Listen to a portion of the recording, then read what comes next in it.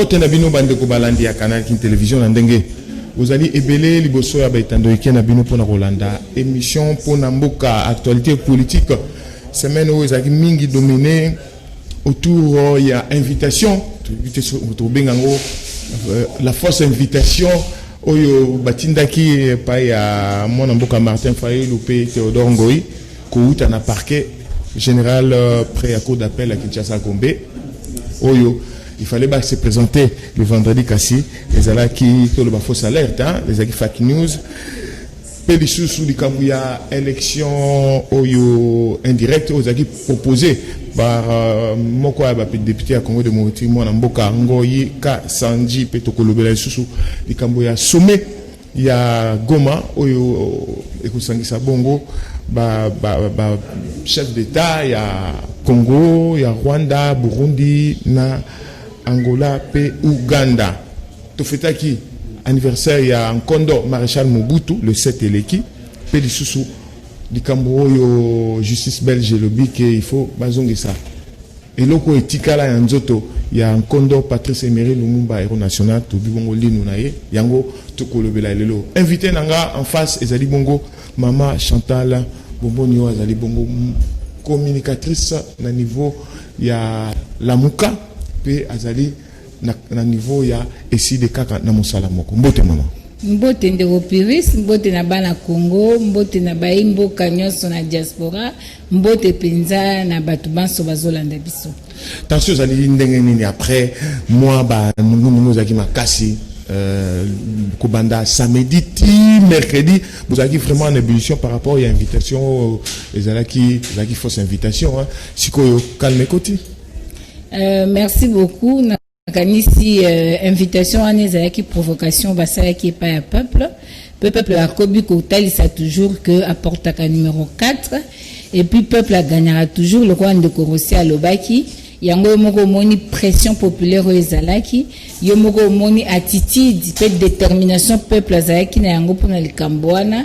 pe moni ete bato bazongisi mapoto komituna mituna soki ya solo penza invitation ezalaki te mengonga nyonso esali na ba réseaux sociaux ngonga nyonso elobami na ba 11 ba TV ba radio ezoloba ndenge nini emblémataire ayanolaki te peut être komona ke ayeko ya nolango kaka na mokolo peuple a décidé qu'il a lobby à accompagner mopona minae alors ba question eza komi pesa ebele voilà mais il y a une question sur d'aller est-ce que bokenda ko vérifier beaucoup mana parquet botuna lobby pour banda samedi tant ba bimisa ki eloko wana ba réseaux sociaux ti mardi oyo inspecteur provincial ya la police ville à Kinshasa Sylvano Kasongo lobaki général Sylvano Kasongo pourquoi tant on a nyoso avant année bokoma ki kuna na parquet botia ba avocat kuna ndeko mobeko likonzi eza clair procédure judiciaire en matière ya ba invitation ba convocation nyoso eza bien connu et déterminé parce que moi na mboka Martin Fayulu m'a dit le président élu atikali ko yamba invitation te atikali ko recevoir jamais invitation to tikali ko mona yango te bongo sikoyo tango oyo bango ba yena invitation te loko te mwana mboka akobima wana akende ndenge nini mais olandaki biso tolobaki na nzela ya ba 11 totatolaki penza tolobi c'est une provocation politique et à une provocation politique il faut une réponse politique venant de qui hein? Une provocation mais bazo bundisa peuple provocation na bazo tumola peuple au peuple azana nzala azana pasi peuple apolaki mbula ponaki mutu na ye peuple yo balingi malmené peuple wana alobi non bakozonga susi mate alobi oui na respect à constitution a telemika kawana yango balingi batumola lisusu bamo ba sentir que et créer ki température moko eleketa ya covid hein température elekaki 40 degrés bamoni bango mo balobi te moto nyonso basakana kana ndenge moko te eza na bato mosusu ko sakana ndongo lingi mais moto aza na onction populaire liboso kota na maseki il faut kanisa malamu na ba réseaux sociaux ka esika invitation na bimelaki na ba commentaire eza ko komama ebele pe na balabala to tambola ko lobama numéro 4 mwana mboka Martin Fayulu ale kanyaka ya FCC. Pourquoi il y a quelque soutenir des marches à Théodore Ngoyi oyo esengeli et aboutir na destitution ata mokonzi bongo vacances na niveau ya sommet de l'état muto comme ma transition zali bongo tambo mwamba muto FCC. Donc complicité zali entre Martin Fayulu na FCC. Ndeko wana masolo balabala. Wana eza masolo ya bato oyo bayebi eloko osala te.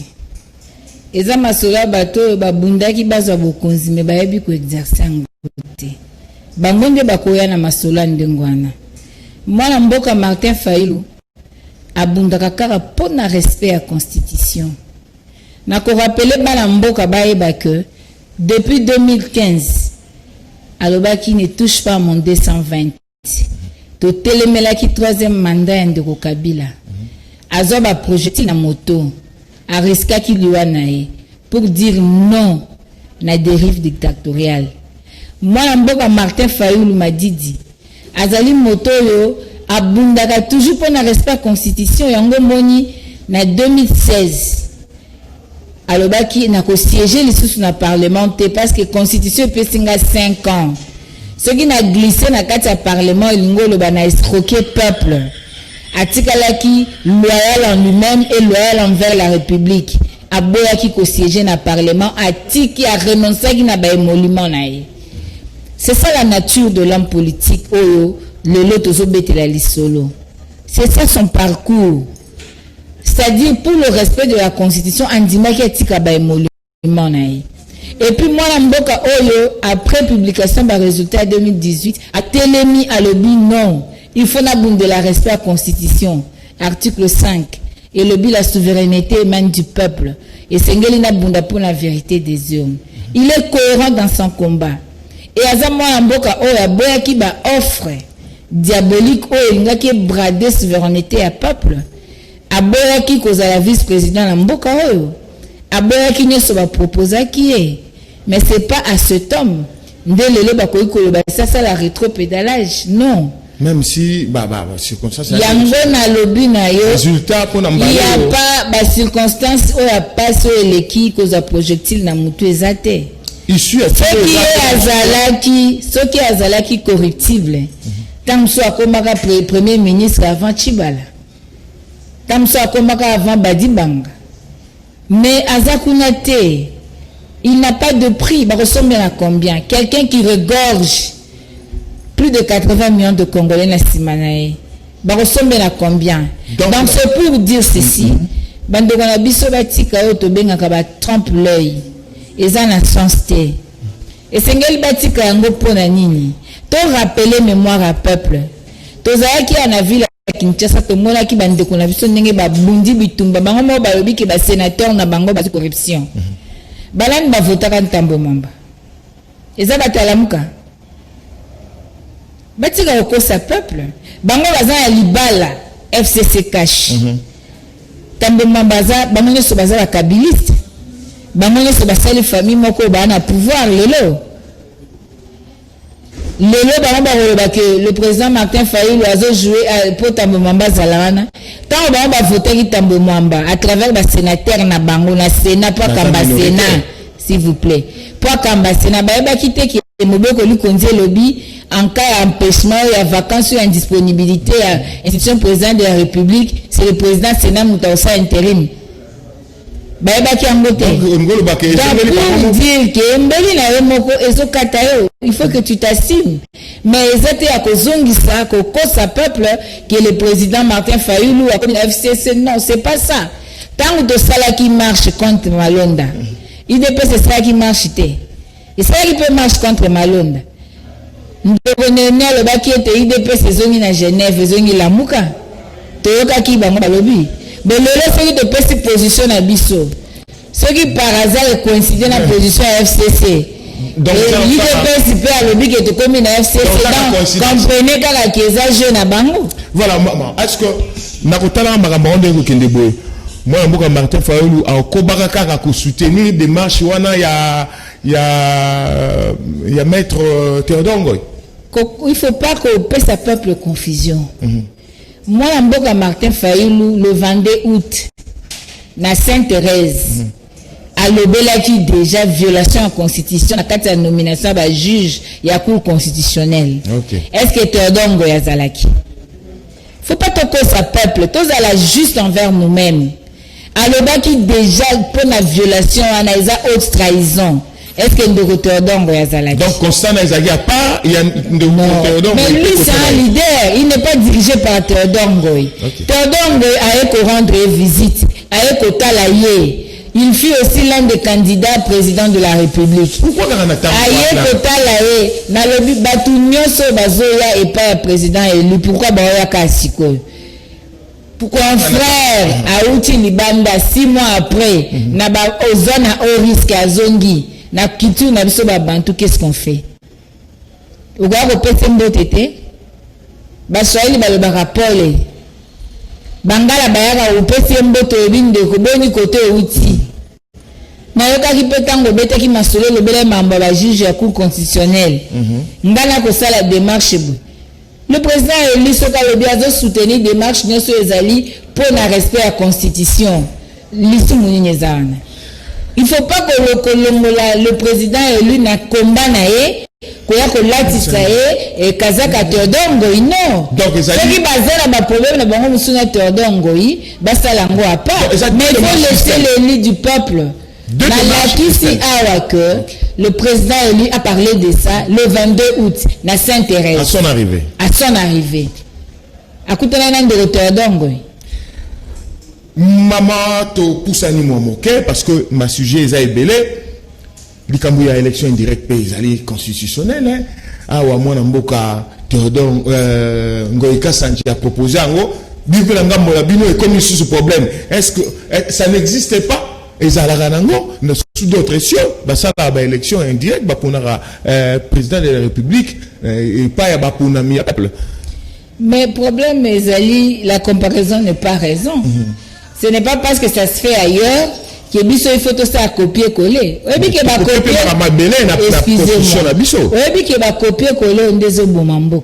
Sans tenir compte de la culture politique, il y a un beau cannabis. Sans tenir compte de la maturité politique, il y a un homme politique qui a un cannabis. Sans tenir compte, il y a une humeur sociale, il y a population en cannabis. Au général, aux yeux copier-coller, non. Tomi tout la langue motuna, parlement oyo, depuis bandi, mesures sociales nini, proposition nini aux autres cadres na social la peuple bango baina. Baina proposition ba $2000. Baina proposition ba loi sakata loi minaku ba sakapare na justice. Baina intérimaire frauduleux à Ronsard Malonda. Baye siko na proposition vote comme indirect. Tout en sachant que dans la majorité présidentielle, dans la député nommé le colonel de Augustin Lobaki, na majorité artificielle au banaï de pes Lobaki, alors ba ligne ba tenir l'élection indirecte. Na le colonel de Augustin Kaboui. Mais Tolandi là ba on dit soir, secrétaire général IDPS Lobaki, ba député nommé Tolandaki. Donc siko bino pe bokomi na position mo na IDPS. Toute la position IDPS tenga na position na biso, ngana za décidé, ngana za na lamuka. Moi je ne parle pas de ça, na rappeler que nazuka kaba mona bango. Pour ceux qui ngana lobi ko ba po bo ba kalamuka. Bango mo ba la ce que nous avons une majorité artificielle. Et maintenant cette majorité artificielle est linguée tikala et s'éterniser wana et m'a de reprendre le peuple président République. Tokeika un exemple na ebisayo ya suffrage indirect. To prenez ba députés provinciaux. Ngana zaki élu na limité mais na siège raté. Parce que ba poni ba député selon deal. Ba tubake na province, ba pona ba sénateur. Bitumbe bimaka na nzela te. Oyoka kite batu bazala 12 députés provinciaux bazangi sénateur. Ba juste sénateur moko. Au mérite bitumbe bimaki ba lobi nini baza corrompu. C'est ça la culture politique. Il y a un politique lelo ya Congo. C'est que bato ndenge wana zoka exemple wana bango ba prendre la batu président de la République. Mboke okufati. Au moni ezali comme moko ya muzindo makasi. Constitution le article 5. La légitimité, la souveraineté, ça émane du peuple. Alors, ceux qui ont lobby, élection présidentielle, qui est un suffrage indirect, ou assassiné la démocratie. Et ça a une adéquation dans la constitution de Bokanabisu. Souveraineté qu'on a le peuple. Mais c'est les élus donc bango bakunaki bango pas peuple ba mandaté bango baponi bango pas peuple te na biso bien bango mo ba lobi to la majorité artificielle donc maman na koyoka yo bino bozo banga et s'appliquer biso to banga te. Nous protégeons la constitution et nous ne pouvons pas accepter que baboto la peuple le droit de vote. Parce que bango babutika nyonso na seni na cour constitutionnelle siko balingi balongo la souveraineté à peuple ba memango na ba institution illégitime et ko simbate ces histoires là na ba pays développé ba appliquer kango. Pourquoi? Parce que soko ke ilelo na États-Unis ozomona ke état de droit et fanda légitimité et posera problème té makambo nyonso za aliment. Attends, bah, grand électeur va voter, peuple a la confiance. Mais chez nous, il y a une crise de confiance. Peuple a la confiance dans Batouana, n'a pas sur préval. Pandémie est peuple a souffert. Yo moni bango ba termine perchoir ba interpeller le gouvernement pour la mesure sociale moko ya makasi pour la population. Au contraire, na période où on est en confinement de balingali ba lexa ba loi na bango na ba vote na bango lokuta. Pour vous dire que Ezali est le black té.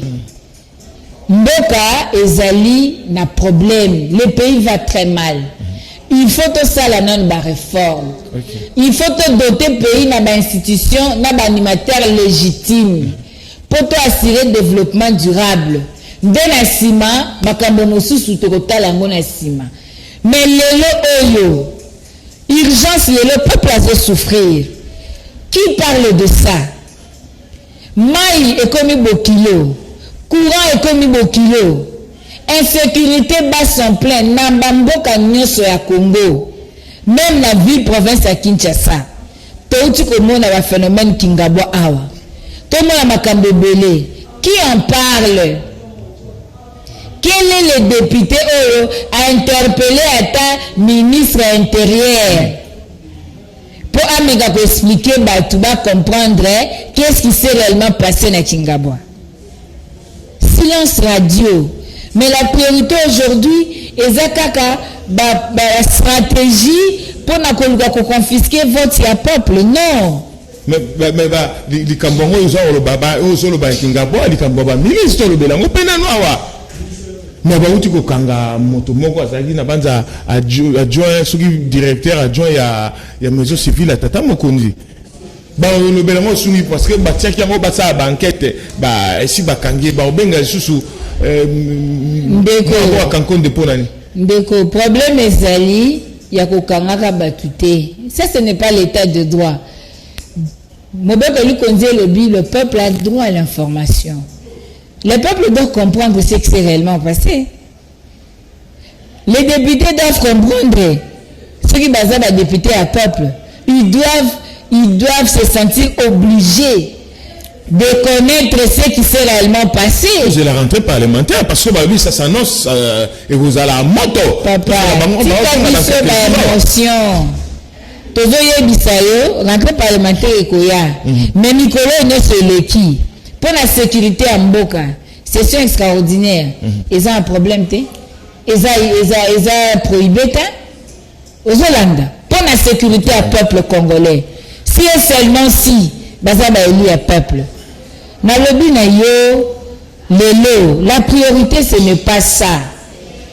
Rôle na bango en tant que député, ma proposition à la loi en tant que député, au Sengeli bango, même dans le parlement.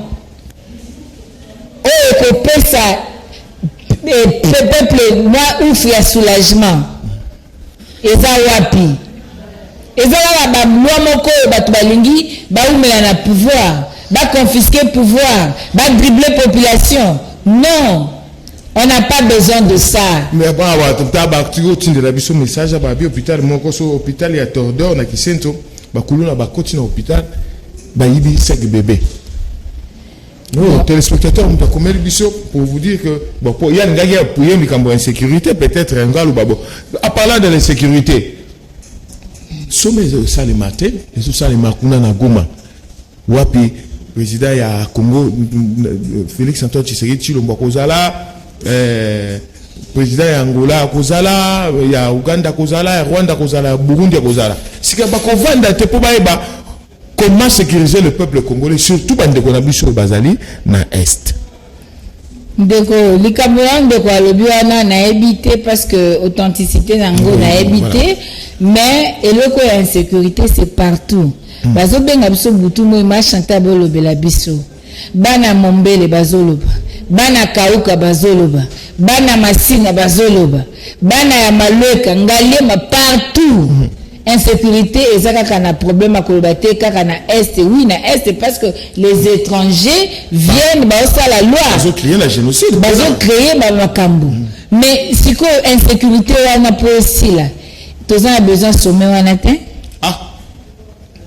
tous a besoin sommet hein c'est mon awa la bande les ali bongo bato baza zinga zinga c'est mon awa opération Amani leo Amani 1, Amani 2, Kimia 1, Kimia 2, Tosuki wapi. Ba cause insécurité na est ya Congo. Nde bango bezo benga bango ba fanda na mesa pour ba résoudre problème wana. Solution za nini po? Yo se mona cause akoma solution. Totika niko solo na bango to sala nini siko?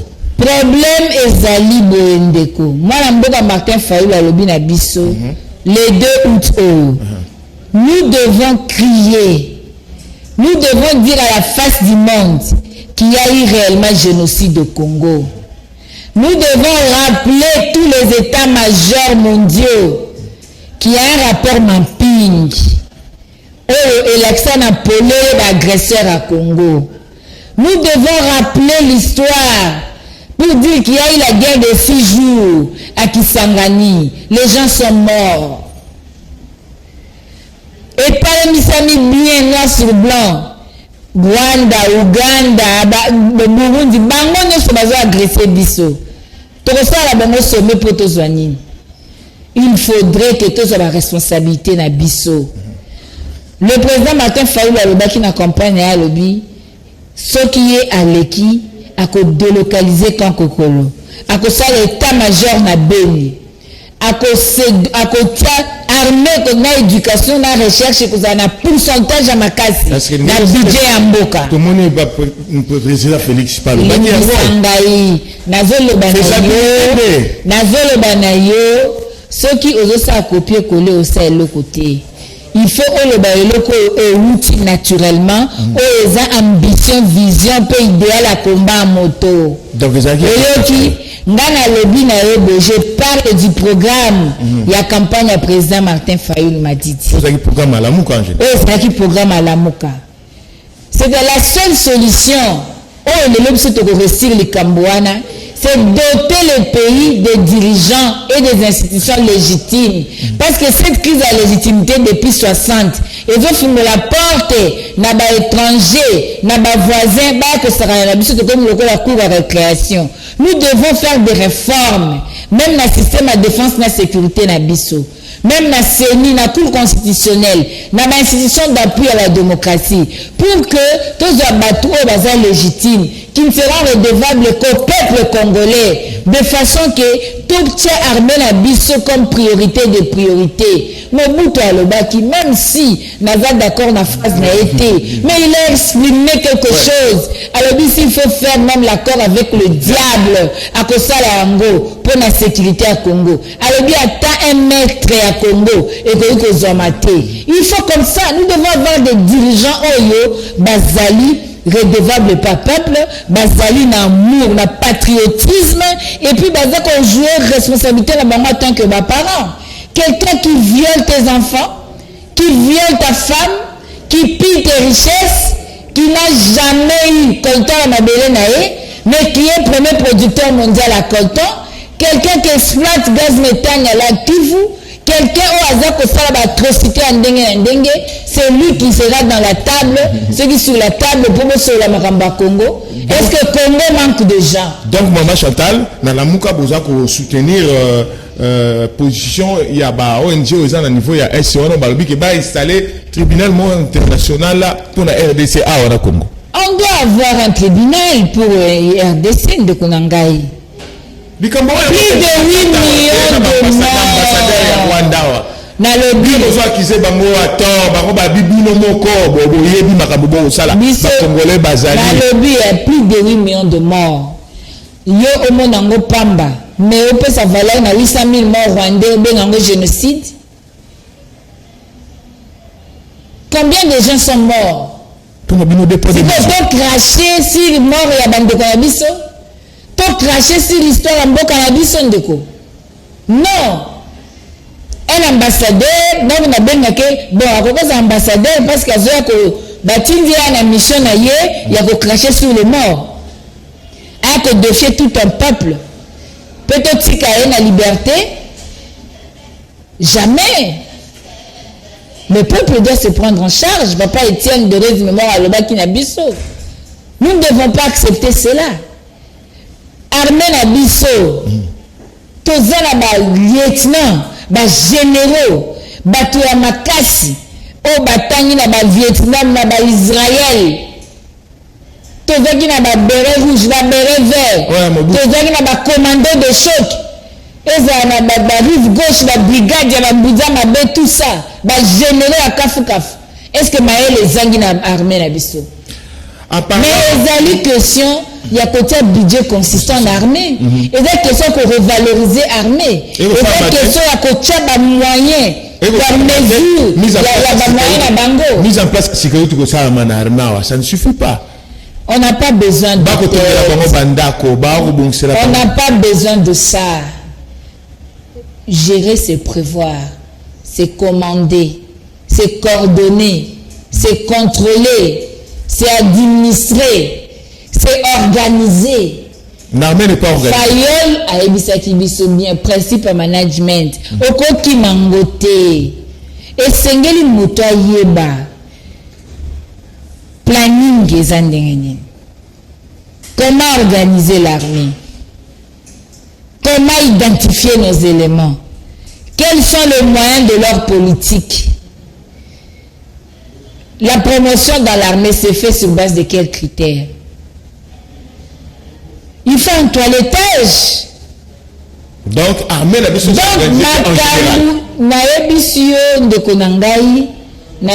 nous avons de vaillants combattants. Nous avons des patriotes. Au malgré passe. Mais qui ne sont pas mais qui sont trahis. En parlant, il y a armée, on avait des commandos, on a des chocs, une armée de l'air. Na moni mbala moko moto toyutaki ko kanisa le 7 oyo le deuxième président mboko oyo Mobutu Sese Seko Ngbendu Wazabanga Joseph Désiré. Bon, na sangi si parce que y a un gars qui a zongela gi Joseph Désiré te pourquoi biso zongela ba prénom to tu ango kaka. Qu'est-ce que vous gardez de Mobutu ou bien na reformuler tant Mobutu ou telle situation actuelle autozanango sécuritaire sociale nyonso.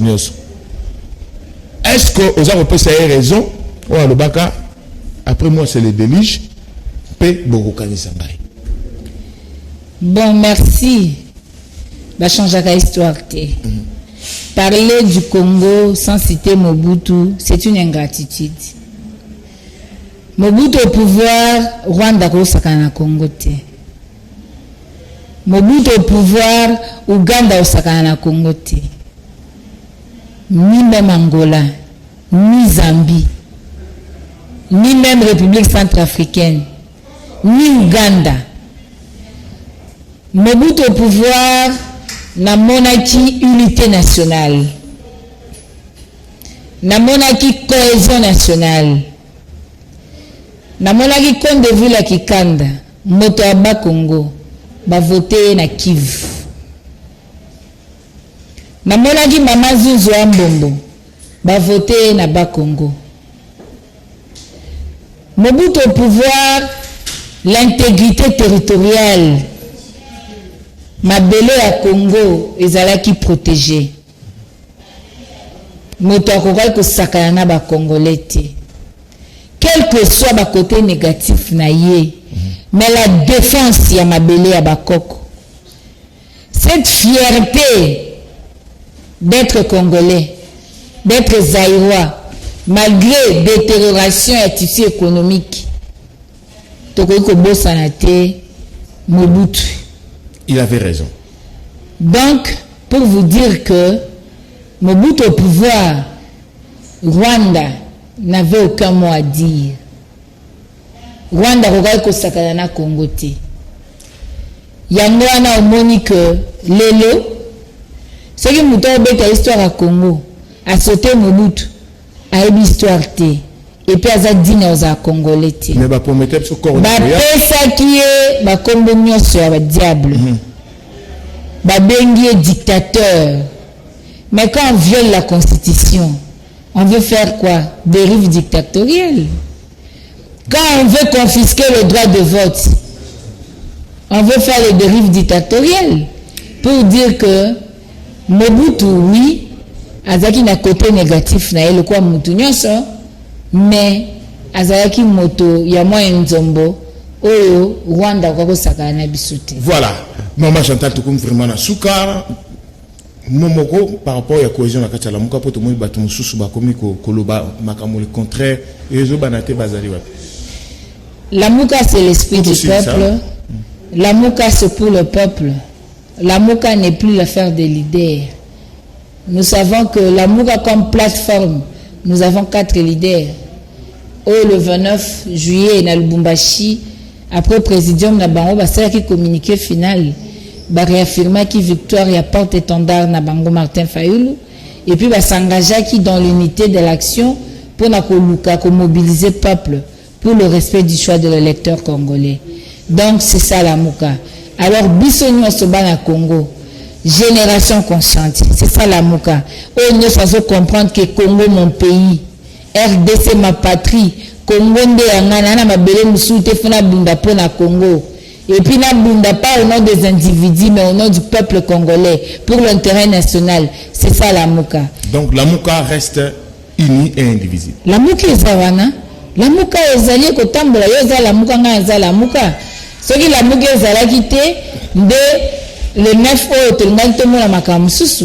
Mais le roi la Mouka ezalaki yango esali que peuple atia pression, peuple a l'accès intimité nae batu bazongi sima. Voilà, merci to ici awa tamba de phototika esika na losambo na la Mouka pe na katia canal King télévision losambo za kaka to yambaki bongo mama Chantal bongo niyo azali bongo chargé communication et SID communicante ya plateforme politique la Mouka to solo ngina makambo tani bongo politique na Congo pour na Congo to avancer to tika kozonga rasima na ba futilité bato ba swanaka makambo ba mbongo ya basi na to kende nango wapi to avançons après Mobutu que rien ne marche. Tout comme on peut sa raison, na muto to benganaki.